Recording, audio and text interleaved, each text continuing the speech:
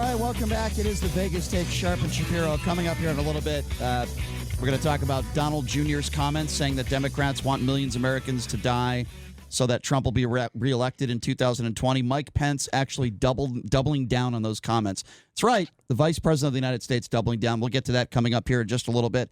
But, boy, the guy we have with us on the line right now, his story is incredibly disturbing. It sucks, I don't, for lack of a better term. He's on a cruise ship with his wife. I believe it was coming from Japan, if I'm not mistaken. And he actually contracted the coronavirus. He is now separated from his wife, I believe now lying in a bed in Nebraska, and he joins us right now on the line to tell his story. He is Carl Goldman. Mr. Goldman, thank you so much for joining us, sir. How are you? I am actually doing pretty well. I wish I was in Vegas and in your studio right now, but yeah. I'd be needing my biocontainment outfit and hazmat suit on. Yeah, that would be a bizarre situation. We don't want to put you through that, sir. Can you? Yeah, I'm a radio guy also. We own a station in Santa Clarita, California. So cool. Okay. My idea is to make sure we do KHTS logos in hazmat suits for Halloween this year. I like that idea. That's a pretty good idea. You know there's going to be a plethora of those types of costumes going down once October 31st rolls around this year. So, Carl, can you bring us back to step one? You're on a cruise with your wife. Give us the circumstances of that. Where were you going? Where were you coming from? Sure. I bought my wife a Christmas and birthday present for a cruise to Southeast Asia. We left Santa Clarita, California on January 17th. Spent a couple days in Tokyo. Then we did 15 days of our 16-day cruise through Southeast Asia, leaving Japan and heading all the way down through South Vietnam, Hong Kong, Taiwan. When we were one day away from returning to the Yokohama harbor in Japan, it was announced that one of the passengers had exited the ship in Hong Kong. 4 days later, he came down with the virus. Mind you, this is still in the days when China was still suppressing a lot of information, right? And there wasn't that much media out there on the virus, right? We raced back to Yokohama, docked in the harbor, and pulled down anchor. Japanese health officials came on. They announced that we would be delayed an extra 24 hours while they circulated the entire ship and ran tests on all of us, fever tests. They did that, and then the next morning, so we had an extra day on the ship, full use of the ship. The next day we woke up, they announced on the speakers that we were now quarantined in our cabin for 14 days. Oh, my God. If you're claustrophobic, that's not a good situation. Yeah, my wife and I, we've been married 29 years. It was the ultimate test of our marriage. Oh, my God. I can imagine. We were in a mini suite and had a balcony so we could look out. It was a scene like out of the Andromeda Strain, looking out into the harbor. But we did okay. And anytime we started feeling sorry for ourselves, because we also had our friends on board, they were next door. Mm-hmm. Our balcony we had opened early on, so we could go back and forth. And I think that's what saved my marriage, was having the four of us there. But I got to ask you, one of my worst nightmares, you said you had a mini suite. What about the people who had like a little box room, like a jail cell, and they can't leave that room? I mean, again, I'm claustrophobic. I'm freaking out just thinking about this. You're telling me that you're trapped in your room for 2 days, or for 14 days? Is that what you said? Yeah, 14 days. Oh, my God. Let me add to that.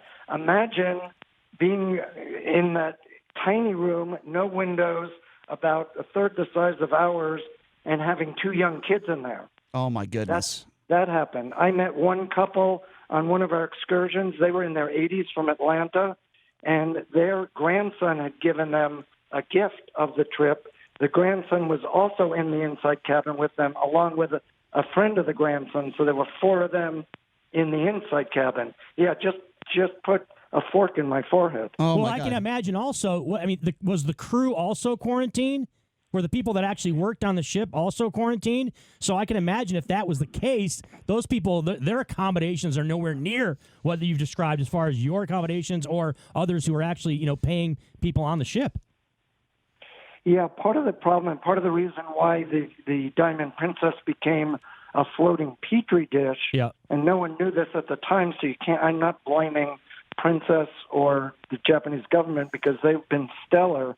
But two of the challenges were, number one, the crew still came and served us. Granted, they were in masks and handing us food at the door, and we had to wear masks when we opened the door, but that wasn't enough to contain this. And the thing that's so nasty about this virus, it's not so much getting it, because for me it was like a mild flu or a mild cold, and that seems to be the case for 98% of the people, although we now have 6 deaths from the Diamond Princess and well over 700 with the virus. Wait, hold on. You're telling me 6 people died that were on that ship Yes. with you? Yes. Oh, my Yes. God. I mean, that's Carl. Because there's not that obviously that cruise ship is not just American citizens, Brian. Those are people I from all over understand. the world. Carl, that is extremely scary. You're telling me you're on a ship and you contracted the same virus that 6 other people died from. I mean, just from a human element perspective, that's got to freak you out. Well, it did and it didn't, because what was happening is our numbers kept increasing. By the time we were sent back to the States, the number was over 300, and we knew that most of those people were healthy and just going through the equivalent of a really bad cold. Right. So the numbers are still 2% are dying, and most of those are very elderly or have had pre-existing medical conditions. Listen, that's a good way of looking at it, and I totally understand that. If you're just joining us, we're speaking with Carl Goldman. He has contracted the coronavirus on a ship with his wife. His wife doesn't have the virus, but he does. He's now in Nebraska. Okay, so let's go back to the story. You're told that you have to be in this room with your wife for 2 weeks. You can't leave. What happens next, and how do you find out that you actually have the virus? Were you getting what were you feeling? Were you not feeling well? What happened next? Well, I was fine. The entire time I was on the ship, I was fine. I did not get the virus. What happened with us is, and it was, as I said, it's kind of like a scene from the Andromeda Strain or a bad movie, because every day the numbers were increasing for those who had picked up the virus. What happened was 2 days before we left, our friends, the wife had picked up the virus, Jerry Jorgensen. She got it, had been tested positive, and she was the healthiest of all of us. So that was a little freaky. And also, we had been together the entire 14 days, so we knew we were challenged with that. Right. We asked to also get tested. Those test results lag behind because they take the test, they send it to Tokyo, then coming back. So I didn't know that I had the virus when I left the ship. The U.S. Embassy and the State Department decided to evacuate the Americans. This was on day 12 of our quarantine, back to the States. They set up 2 747 cargo planes, put us on buses. We ended up sitting on the buses for 6 hours with no bathroom. That was probably the hardest experience of all this. And, God. And then they loaded us on, this is now an all-nighter, they load us onto these cargo planes. Those cargo planes only had 2 bathrooms for 150 passengers, so you can imagine what that was like by the time we got back to the States. Oh, my God. But we weren't complaining because we had no bathrooms on the bus. Right. Went to sleep. It had been all-nighter. Fell asleep in my seat on the plane. 2 hours later, I woke up with a very, very high fever. And knew that then, because that was similar to what our friend Jerry had, knew I was probably experiencing the virus. Got up. We had no stewardesses on the plane. There were 3 Air Force personnel. 1 was an Air Force doctor. 2 were Air Force medical teams, all in hazmat suits. They took my temperature and then moved me right away into a quarantine area of the plane where there were already 8 others. Oh, so the 9 of us flew the rest of the way to Travis Air Force Base, which is outside of Sacramento, in a quarantine area. I fell asleep and didn't wake up till the tires of the plane touched ground, so I slept 8 hours. And what's weird is by the time I got up, my fever had broken. What's also strange is, unlike a cold, I had no sniffles, I had no sneezing, no body aches. Never got the chills, even with 103 fever. Wow. I don't think I broke out into a big sweat. So out of that. what The is your fever wife came. and what is your wife doing during this time? I mean, they quarantine you. They leave your wife where she's at. What happens to your wife? Yeah, they left her where she's at. She wasn't allowed to come to the quarantine area. They had set up large plastic sheets and had us blocked off from the rest of the plane. So I can make a horrible joke and say, was your wife celebrating at that time? But that would be a terrible joke. I would never do that. But if you're just joining us, speaking with Carl Goldman. But he brought it up anyway. Of course. So. Oh, well, he's the one who said, like, in two weeks in a room with your wife, that challenges your relationship. So it sounds to me that their relationship is pretty damn strong. His name, again, is Carl Goldman.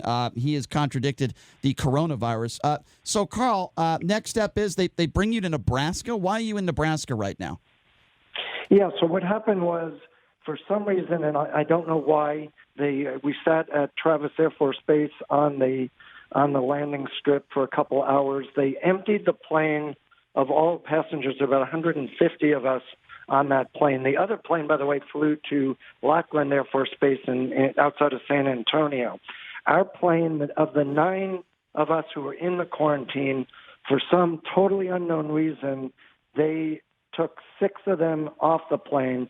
Maybe because I had the high fever, they kept me on along with 2 others. And then they voluntarily asked the spouses if they wanted to get off at Travis or go with us to Omaha. All 3 spouses agreed to come to Omaha. So that, yes, is a test of our marriage. I guess it's pretty intact that my wife didn't dump me and stay in Travis. We're happy she didn't do that. It sounds like you guys are doing fine. Okay, so tell me how you're feeling right now, and tell me what it is like to live in a world where you're quarantined off and everyone's looks like a robot. Everyone's in all these weird outfits and stuff, I guess, for lack of a better term. I mean, this is a hellish experience. I mean, we're glad that you're feeling better, and it sounds to me that you're going to be just fine, and that's number one. That's most important. But this is just an awful experience. I mean, you could have never thought that this would have happened to you when you stepped foot on this ship with your wife. I mean, this is just hell. Well, you can look at it that way. I looked at it as making lemonade out of lemon. Look, you can only live for the present. This was out of our control. I started writing a blog on our website, hometownstation.com, on a daily basis and looking at the humorous side of this and realizing, hey, just take this one step at a time and deal with it. When I got to Omaha, they put me in a biocontainment center, which was really bizarre. This past Wednesday, they downgraded me and moved me over to the area where there are 15 now patients here in Omaha. My wife actually and one other are able to leave today because they've been negative the whole time, but 13 of us are still here in a lower level area on the medical campus of Nebraska Medicine. But in the biocontainment area, that was weird. It was like I was in a fishbowl, 2 TV cameras on me. I could communicate via two-way screen. Nurses and doctors came in. Doctor came in once a day in a hazmat outfit. Nurses always in a hazmat outfit every 4 hours. And that was set up when 9/11 hit. There was an outbreak of anthrax. So the U.S. government set up 3 centers, one in Omaha, one in New York, and one in Atlanta, just for this. They never used it for anthrax. They did use it for Ebola, the Ebola virus, about 5 years ago. And then I was patient number 2 in this whole center. But they've been awesome. They've had this set up for years and years and years now, since 9/11, just for a crisis like this. Mm-hmm. So, Carl, obviously now you're back in the United States. You've seen the reaction around the country and around the world, for that matter, to this situation we're dealing with. And you've also seen how the Trump administration has handled this. What is your comfort level right now with how the American government is handling the situation, given, there's been questions about enough information coming out. There's been questions about what exactly, the American public is being allowed to hear about this. How do you feel from a comfort level standpoint as far as the United States of America and how they're handling this? I think they're handling it as best they can, and I don't see any information getting suppressed. We get to have a town hall meeting every day at 3. We have CDC officials on, doctors, everyone feeding us the information. I've been writing my blog every day and has never been censored with it. I've noticed a tremendous amount of misinformation out there particularly on social media. But I think they're doing it the best they can. They're trying to figure this out.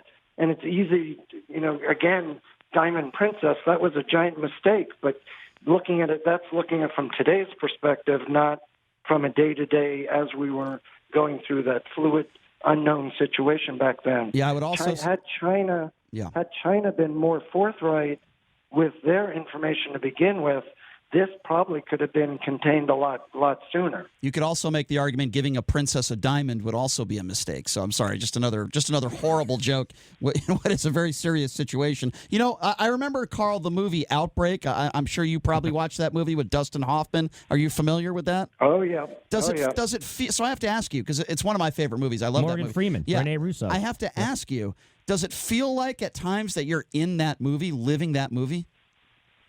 Oh, yeah. It feels like I'm in a variety of movies. The Andromeda Strain, Outbreak. There are a whole bunch of movies out there that really could be a matching with my situation. Right. Now, so moving forward now, obviously I would imagine you feel close to 100%. How is your health right now as we speak with you?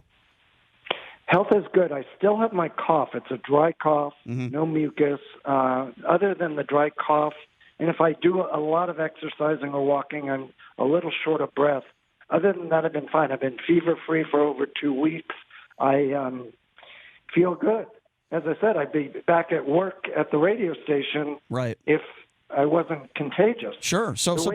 Yeah, go ahead. I was going to say I'm not going to be released until the government officials are totally 100% sure I'm not going to spread this.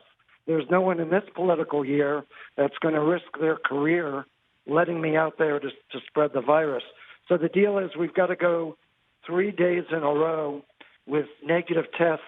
Each time they do 3 tests. One is up the nostril, each nostril, and then one's down the throat. Right. And then I have an extra bonus because I signed up for a clinical study. So they get to do a swab up my rear end as well. Oh, that sounds fun. Ooh, jeez. Yeah, you guys can use your imagination for that. Oh my God. Hey, it's information. We like details. We like we want to be as informed as we can, Carl, when it comes to how you're dealing with this. Carl, I like you because you are trying to, as you said, turn a lemon into lemonade. I believe that's what you said, and I appreciate that about you. It sounds like you have a great attitude.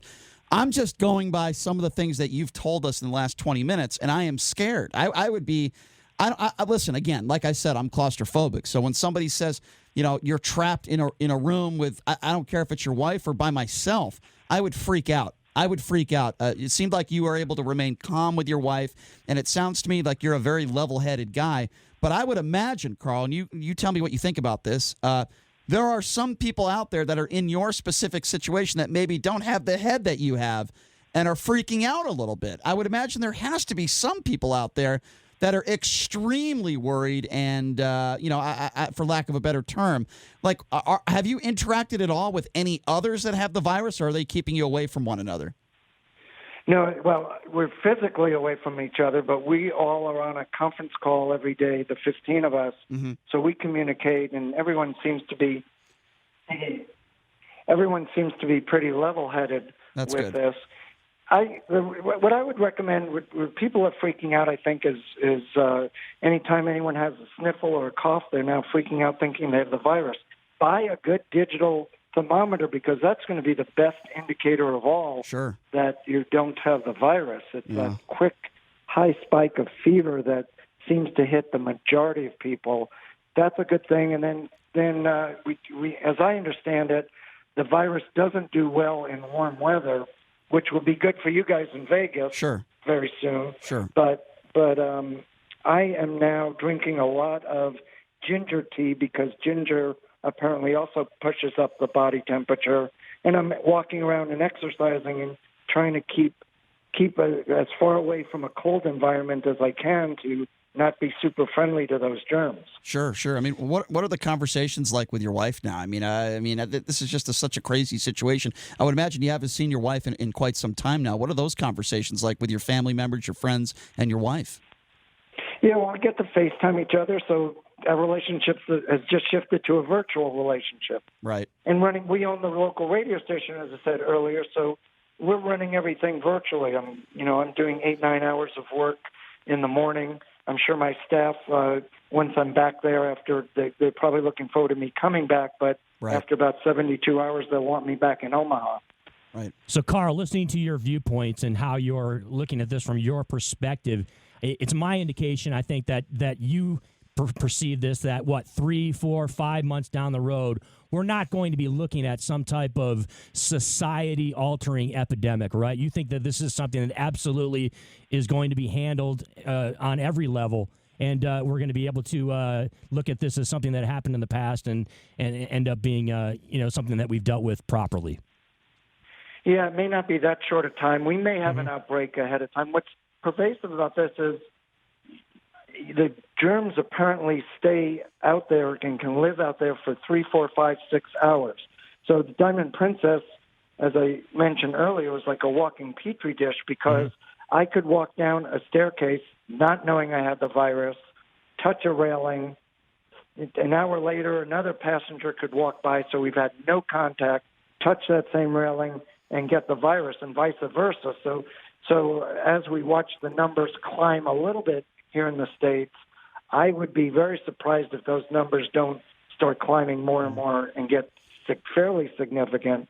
But keeping in mind only 2%, which is less than the flu and other challenges out there, only 2%, most of those seem to be ones who have had pre-existing conditions or are elderly. Those are the ones that are really paying the price and in many cases losing their lives. As with the flu. I think you can compare this to the flu in many instances. I personally believe the only difference being is they don't have medication that can cure coronavirus right now, and they might not have it anytime soon. Okay, Carl, this will be my last question for you.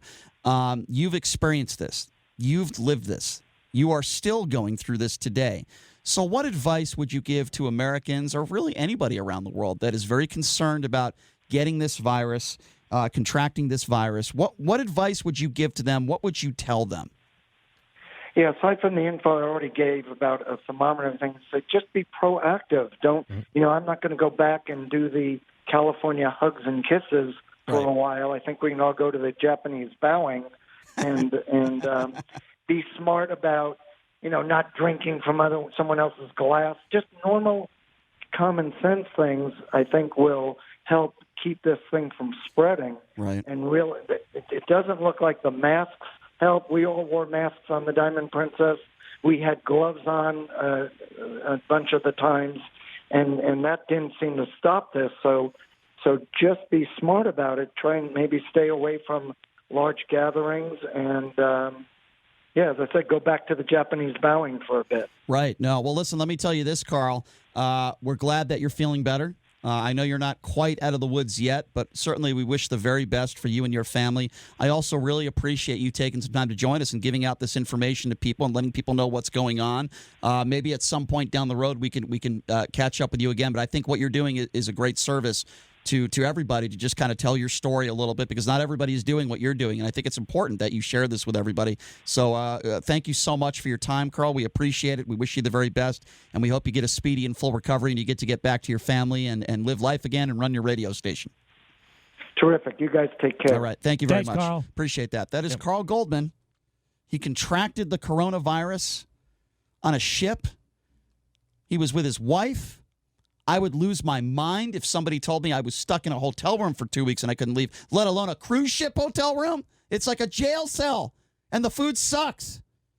I would lose my mind. And as you pointed out, it's not like, a lot of the people that were on that ship weren't in suites, Brian. They weren't in luxurious accommodations by any stretch of the imagination. Can you imagine being in that situation like you pointed out? No. Where you're in a room which is basically a jail cell, okay? That's how a lot of those people had to deal with a 14-day quarantine. Not fun whatsoever. No, it sounds like hell. Yes. It really does. It's terrible. This guy sounds like a really smart guy and a really level-headed guy. He sounds like a good dude.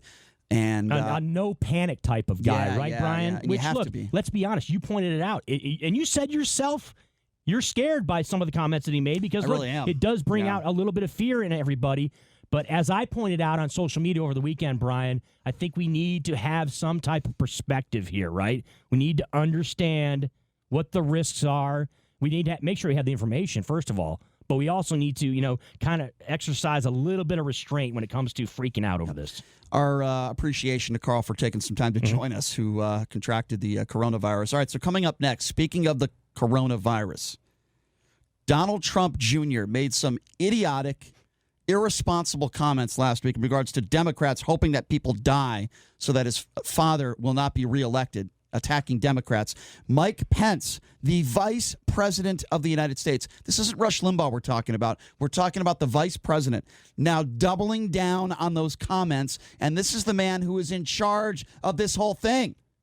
We're going to talk about that coming up next. We have the audio to prove it. It is unbelievable, and it is sickening, for lack of a better term. And we'll take your phone calls on the other side at 257-5396. This is the Vegas Take. We'll take a quick break, and we'll be back right after this.